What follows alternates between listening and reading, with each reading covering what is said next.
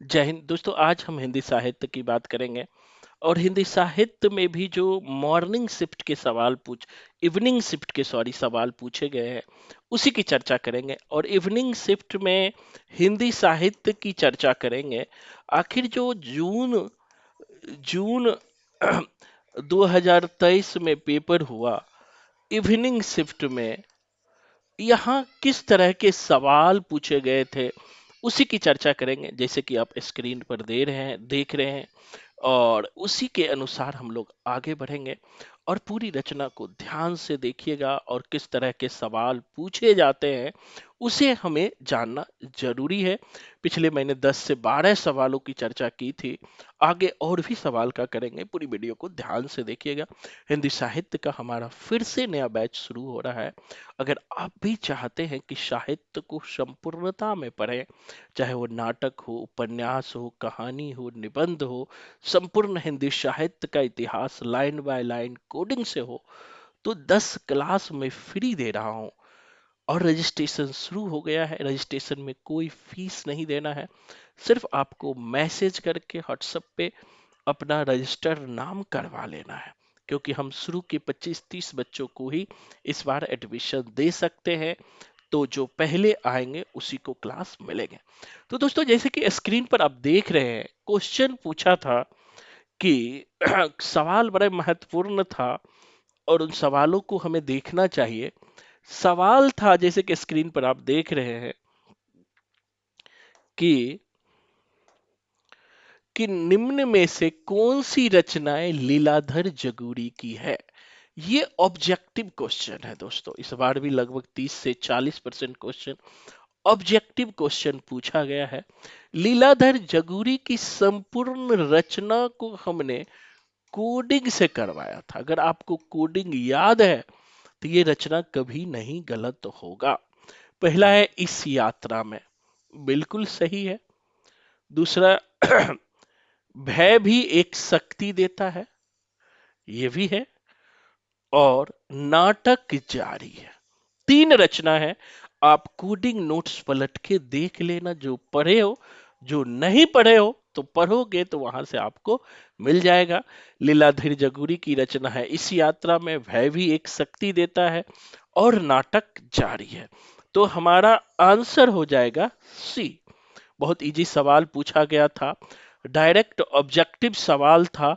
तो ऐसे सवाल हमसे गलत नहीं होना चाहिए। नेक्स्ट सवाल की तरफ बढ़ते हैं दोस्तों।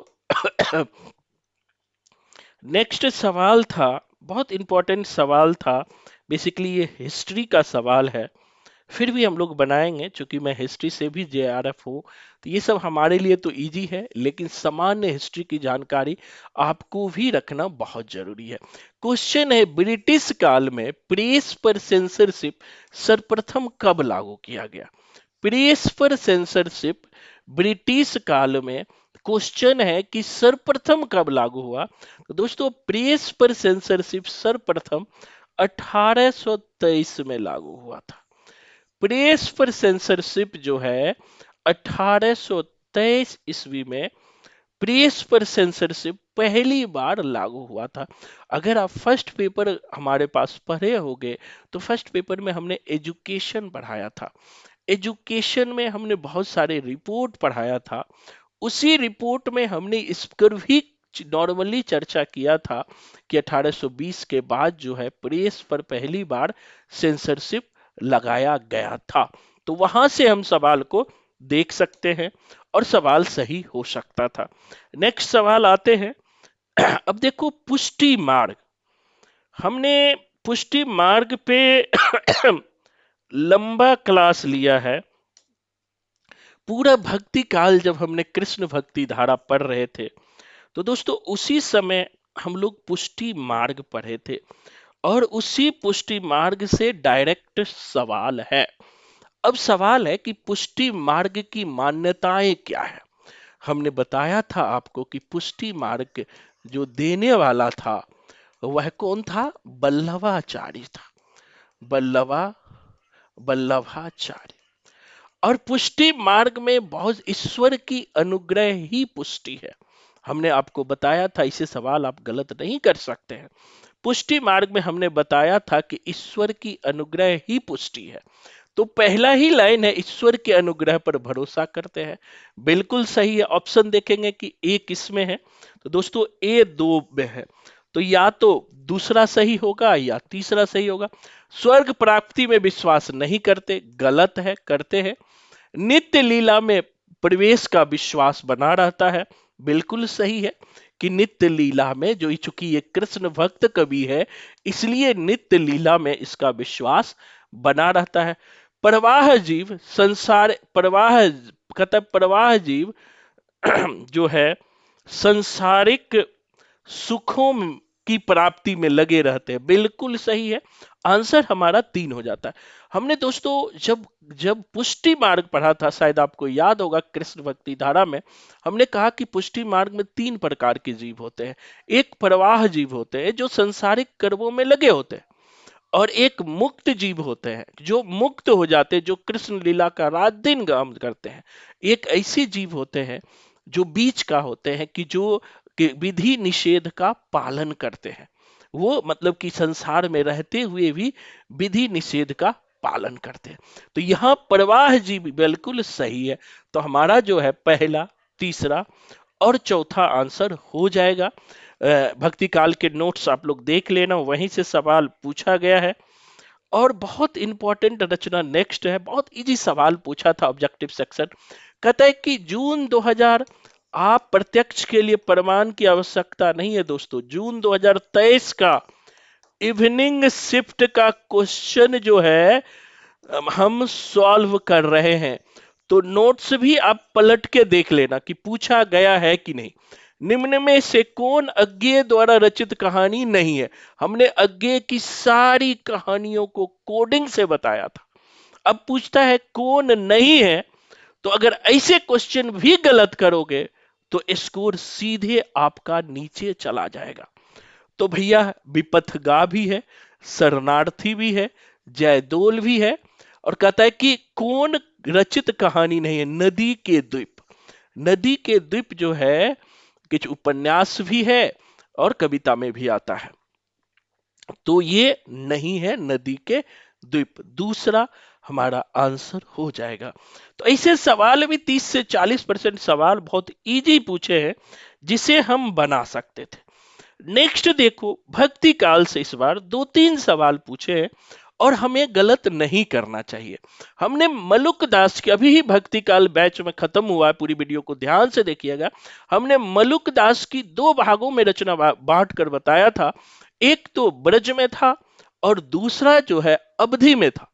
तो वही रचना यहां पर पूछा है, निम्नलिखित में से कौन सी कृति मलुक दास की नहीं है? अब हमने सारे मलुक दास की रचना कोडिंग से करवाया था। अगर कोडिंग नहीं याद करोगे तो रे भैया हम कुछ नहीं कर सकते। ज्ञान बोध, रतन खान, भक्ति विवेक भी है, ज्ञान समुद्र नहीं है। क्या है? ज्ञान समुद्र नहीं है।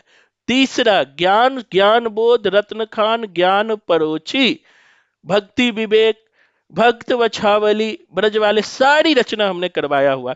तो यहां पे मलुक दास की कोडिंग याद रखना और वहीं से सीधे सीधे सवाल पूछा गया है। तो गलती करने की यहां कोई संभावना नहीं होनी चाहिए। अब हम आगे बढ़ते हैं क्वेश्चन। अब देखो बड़े मजेदार क्वेश्चन पूछा है दोस्तों। क्वेश्चन को थोड़ा सा हम लोग लेते हैं। अब क्वेश्चन है, आपके स्क्रीन पर क्वेश्चन है कि हिंदुई को किसने हिंदुस्तान की रोमांस भाषा कहा है? यानी हिंदुई को किसने हिंदुस्तानी की रोमांस भाषा कहा? यह शुक्ल के बुक से सीधे पूछा गया है। अगर आप शुक्ल के बुक पढ़ेंगे आधुनिक काल तो वहां से यह क्वेश्चन उठाया गया है। रोमांस भाषा जो है गारसा दा तासी ने कहा है। यानी कि हिंदुई को किसने हिंदुस्तान की रोमांस भाषा कहा है? तो याद रखना, ये भी हमने पढ़ाते समय बताया था कि वो गारसा दा तासी, इसकी रचना है इस्तबार दाला लित्वेत्वर इंदुई हिंदुस्तानी। सिंपल कोडिंग हमने क्या क्या करवाया था? इतवार को ताश खेलते हैं, तो इस्तवार हो गया, सिंपल है, इनको हमें ध्यान में रखना होगा। नेक्स्ट सवाल की तरफ बढ़ते हैं। नेक्स्ट सवाल है। ये सवाल जो है हम लोग पढ़े हुए हैं, ये सवाल बेसिकली पूछा गया है जो रेवा तट जो है पृथ्वीराज रासो में जो रेवा तट लगा हुआ है, उसी रेवा तट का सवाल है। हमने YouTube पर भी वीडियो डाला है, वहां भी रेवा तट से संबंधित आपको जनरल जो क्लास हमारे पास नहीं कर रहे हैं वो भी देख सकते हो। तो रेवा तट से सवाल यहाँ पूछा गया है दोस्तों कि परी सोर तन दगमम अग जूय सुरतानम सुरतान अब इह मत बिचारिये लरन मरन परवान, पृथ्वीराज रासो में यह किस पात्र का कथन है। मतलब यह जो अभी हमने बोला किस पात्र का कथन है दोस्तों। तो ये कथन जो है पृथ्वीराज चौहान का है। अब कहता है परी सोर तन दग मग अग जुग सुरतान, यानी कि जब शरीर पे भार आ गया तो अब यह मत विचार, अब विचार करने की जरूरत नहीं है, अब विचार करने की जरूरत नहीं है। अब हमें क्या करना है, लड़ना है, युद्ध करना है। ये पृथ्वीराज चौहान का कथन है जो सीधे रेवा तट से पूछा गया है। सामान्य जानकारी हमें रखना है। नेक्स्ट क्वेश्चन देखो, बड़ा मजेदार क्वेश्चन आया है दोस्तों। कहता है प्रकाशन वर्ष के अनुसार उपन्यासों के पहले से बाद के क्रम में बनाइए। प्रकाशन वर्ष के अनुसार उपन्यासों का हमें क्रम बताना है। भूले बिसरे चित्र भगवती चरण वर्मा का है, अलका निरुपमा प्रभावती निराला की है। सबका कोडिंग हमने डेट सहित याद करवाया है, गलत नहीं करना है। अपने अपने अजनबी पता ही है, कंकाल पता ही है। तो इसमें 3-4 पता है तो ऑटोमेटिक हम लोग यहाँ पर दोस्तों दिमाग लगाएंगे कि पहले कौन हो सकता है। तो पहले जो दिमाग लगाएंगे, तो चूंकि 30 के दशक में जो है जयशंकर प्रसाद लिख रहे थे, तो ऑटोमेटिक है कि पहले जयशंकर प्रसाद की ही रचना आएगी। तो पहले जो है ऑटोमेटिक है कि या तो ये होगा या ये होगा। पहले कंकाल जो है प्रसाद जी की रचना है, प्रसाद की अंतिम 36 का कामायनी आता है, तो ऑटोमेटिक है कंकाल तितली, कंकाल पहला उपन्यास है, ऑटोमेटिक है इन सब में पहला होगा। अगर आपको डेट नहीं भी याद है तो इस तरह आप कॉमन सेंस लगा सकते हैं। दूसरा कौन आ सकता है दोस्तों, दूसरा आ जाता है अलका निरुपमा। तो देखो अलक दूसरा आ जाएगा निरुपमा। क्यों निरुपमा आएगा, निराला की रचना, क्योंकि शुरू में ही अलका है, फिर निरुपमा है, फिर प्रभावती है, तो ऑटोमेटिक है निराला जो है वो पहले आ जाएंगे। उसके बाद भगवती चरण वर्मा का भूले बिसरे चित्र आएगा। उसके बाद जो है अपने अपने अजनबी आएगा। उसके बाद अंतिम मुर्दाघर। तो देखो ये नई रचना है, आपने सुना भी नहीं है, तो ऐसी रचना को आप अंतिम में बैठा सकते हो। लेकिन मैं ये जरूर कहूंगा कि उपन्यासों का जो पॉपुलर उपन्यास है, पॉपुलर उपन्यासों का डेट जरूर याद रखिए। क्लास में भी मैं डेट पर ज्यादा जोर देता हूं, इसीलिए मैं कहता हूं कि 4-5 बार लिख के भेजिए, तभी आपको पकड़ बनेगा हर चीज पे। नेक्स्ट सवाल की तरफ हम बढ़ते हैं। नेक्स्ट सवाल जो पूछा गया था, एक सवाल और लेंगे। ये राग दरबारी का सवाल है दोस्तों, बड़ा इंपॉर्टेंट सवाल है राग दरबारी का। और जो राग दरबारी का सवाल यहाँ पर है, बड़ा इंपॉर्टेंट सवाल, राग दरबारी आप पढ़े ही है, श्रीलाल शुक्ल की रचना है राग दरबारी, बहुत फेमस है। तो यहाँ पे क्वेश्चन है, कहता है नैतिकता समझ लो कि यही चौकी है। कहता है नैतिकता समझ लो कि यही चौकी है, एक कोने में पड़ी है, सभा सोसाइटी के वक्त इस पर चादर बिछा दी जाती है। राग दरबारी उपन्यास में यह कथन कौन से पात्र कहता है। सबसे पहले दोस्तों नॉवेल जो है, जो नॉवेल लगा हुआ है आपका, उपन्यास लगा हुआ है, अब एक कोशिश करना है, कम से कम एक बार नॉवेल को लाइन बाय लाइन पढ़िए, तभी ये सवाल बनेगा।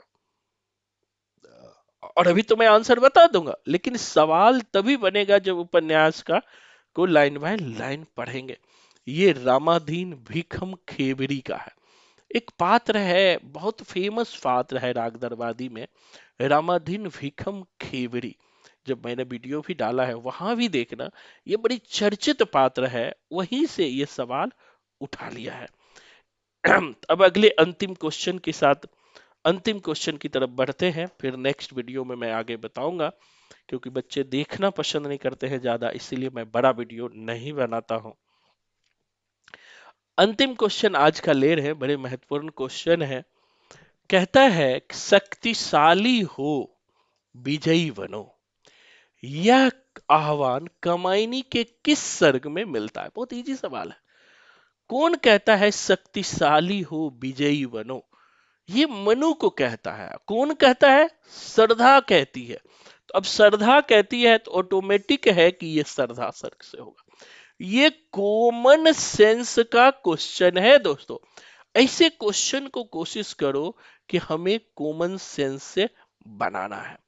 कहता है कि शक्तिशाली हो विजयी बनो, यह आह्वान कामायनी के किस सर्ग सा है?